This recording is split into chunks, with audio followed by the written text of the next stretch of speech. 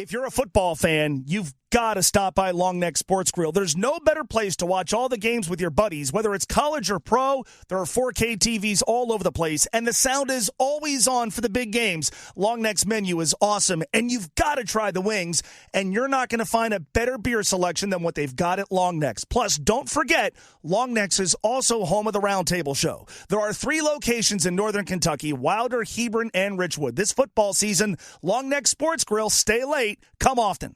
We chat with one of the experts from OrthoCincy Orthopedics and Sports Medicine, normally on Wednesdays, but we're doing it today. The great thing about OrthoCincy is they have specialists and locations all over the tri-state, and they also offer walk-in orthopedic urgent care at 5 tri-state locations with extended evening and weekend hours in Edgewood and Anderson. Learn more at OrthoCincy.com.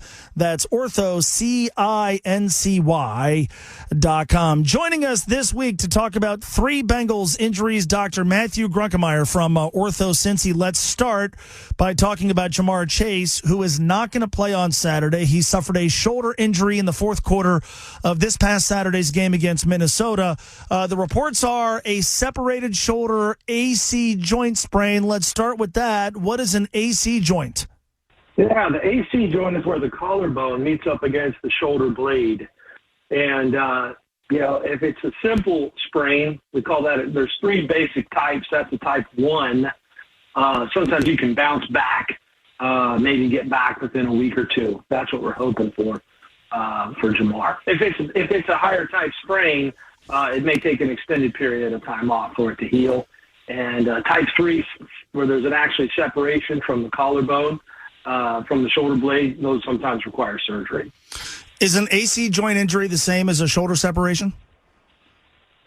Yeah, it can be, but it depends on the grade. If it's truly separated, the collarbone is going to be popped up. Those sometimes require surgery. All right, so walk me through the likely treatment process and timeline here. Well, my guess is they're going to have him in a sling. They're going to get an MRI to assess which ligaments are damaged, because there's 2 major ligament groups. If just one of them is stretched out, then that's way better prognosis. If it's actually torn, that's a lot longer healing. That could take as long as 6 weeks for those ligaments to regrow. If both ligament complexes are torn, that's the type 3 that's going to maybe require surgery. So he's not going to play on Saturday. Cincinnati has 2 regular season games left. Is it realistic that he could come back before the end of the regular season? If we get lucky and he's got a type 1 injury, and they rest him for a week and he's feeling okay, they may be able to get him back for that last game. Walk me through when, if ever, surgery would be a consideration here. Yeah, surgery can happen if they get a type 3 separation. The top ligament and the underneath ligament are both torn. In that case, in an overhead athlete, one who's got to, put the level of stress he does on his shoulder, it's likely going to end up with surgical treatment. All right, so Jamar Chase has a chance to come back. DJ Reader, unfortunately, not so much. Defensive tackle for the Bengals carted off on Saturday. He has suffered a quad tear. I know this is kind of a dumb question, but I'll ask it anyway. What is the quad, and what's its function? Yeah, the quad is a 4-headed muscle on the front of your thigh, and that's what helps you straighten your knee out. All right, so are there different grades with this type of injury as well? Basically, incomplete tear or a complete tear. Obviously, complete tear is going to always require surgery. With the incomplete tear, it's possible that an extended period of time in a brace, coupled with expert physical therapy, could get him back playing. But it's still going to be a long time off, probably get him out for the season. Yeah, no question about that. Are we talking about something that could jeopardize, regardless of where he's playing next year, jeopardize his availability for the start of the 2024 season?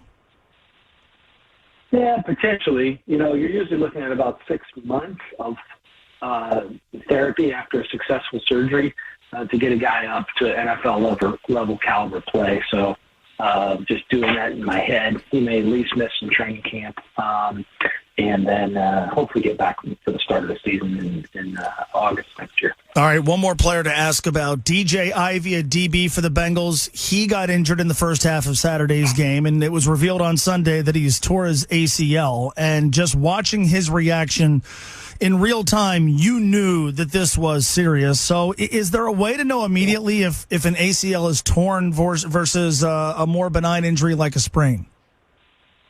Yeah, I mean, I think that's one of the reasons so that you'll see docs and trainers on the sidelines rush out to the field to assess these injuries. We can sometimes immediately after an injury, while the adrenaline is still up, you can get a pretty good exam and you can feel, oh, yeah, that ligament definitely feels torn. Or once the swelling starts in and, it's a little more difficult sometimes to assess. So that on-field exam is usually pretty important. Let's walk through the possible timeline here in terms of the surgery, when it's performed, and then how the rehab and recovery are going to play out. Yeah, well, depending on the other associated structures that may be damaged, of course, an MRI is going to assess that. It may necessitate a rapid surgery and start the rapid rehab protocol. Or he may need a little bit of time to get his range of motion back and get some of the swelling down. That's, of course, going to be dependent on the individual injury that he suffered. And anyhow, usually within the first 2 to 4 weeks, surgery is going to be performed. And then similar to a quad repair, you're looking at about a 6-month window for the full recovery till he's able to get back to NFL caliber football performance. So we're talking about something here that could possibly compromise at least his availability for the start of training camp, but it's realistic that he could play at the start of the season next year, correct? Yes, I believe so. Mm-hmm. Awesome insight. Much appreciated. Happy holidays, Doctor. Thanks so much. Thank you. All right, there you go. Dr. Matthew Grunkemeyer from OrthoCincy. Awesome stuff. I say this every single week. The awesome thing about OrthoCincy is they have specialists and locations all over the tri-state, including walk-in orthopedic urgent care during the week from 9 a.m. to 9 p.m. and on Saturdays from 9 a.m. to 1 p.m. at both Edgewood and Anderson. It's easier because you don't need an appointment, and it's definitely cheaper than going to an ER whenever you have an urgent orthopedic injury. Go to OrthoCincy.com. That's OrthoCincy.com. Long Neck Sports Grill is the place to be this football season with 3 very easy-to-get-to locations in Northern Kentucky, 4K TVs all over the place, and the sound always on for the big games. Long Neck's menu has something for everybody, but you've got to try the wings. And no place has a better beer selection than Long Neck's. Each location is very easy to get to, Wilder, Hebron, and Richwood. And don't forget, Long Neck Sports Grill is the home of the Roundtable Show. This football season, you've got to get to Long Neck's. Stay late. Come often.